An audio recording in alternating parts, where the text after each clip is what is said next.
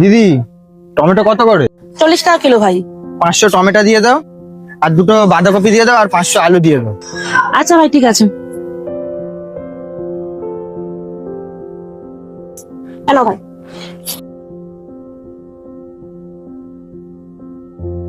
দিদি, সব মিলিয়ে কত হলো? ভাই তোমার মোট 100 টাকা হয়েছে। 100 টাকা? আচ্ছা ঠিক আছে, দিচ্ছি।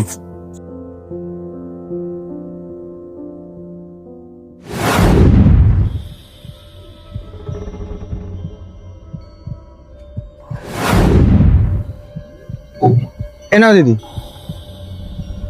ভাই 500 টাকা বলছি, খুচরো দিলে হতো না? আমার কাছে এমনি খুচরো কম আছে, একটু দেখো না তোমার কাছে যদি একটু খুচরো হয়। না না দিদি, আমার কাছে তো একদমই খুচরো নেই, তুমি দেখো না, ঠিক হয়ে যাবে। ঠিক আছে ভাই, দেখছি। হ্যালো ভাই। দিদি তাহলে আসছি। ঠিক আছে ভাই। যাক, টাকাটা তো চালিয়ে দিলাম।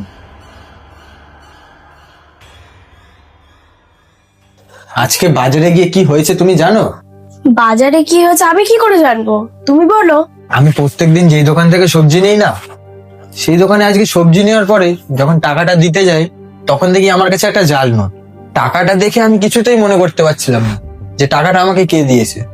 তারপর এটা ভাবলাম যে দিদিকে যদি আমি টাকাটা দিয়ে দিই, দিদি তো গরিব মানুষ, আসল আর নকলের মধ্যে কোনো পার্থক্যই বুঝতে পারবে না। তাই দিদিকে টাকাটা দিয়ে দিয়েছি। এতে সবজিটাও কেনা হলো, আর নিজের লসটাও হলো না। দেখলে তো কতটা চালাকি করে ওই মার্কেটে 500 টাকাটা চালিয়ে দিয়ে আসলাম। আমি তোমাকে একটা জিনিসই বলবো, তুমি যে কাজটা করে এসছো সেটা একদমই ঠিক হয়নি। গরিব মানুষের টাকা এইভাবে মারাটা তোমার উচিত হয়নি। তুমি পারলে দিদির টাকাটা ফেরত দিয়ে এসো। আর একটা কথা মাথায় রেখো, আজকে তুমি 500 মেরে নিলে কালকে তোমার 5000 টাকাও চলে যেতে পারে।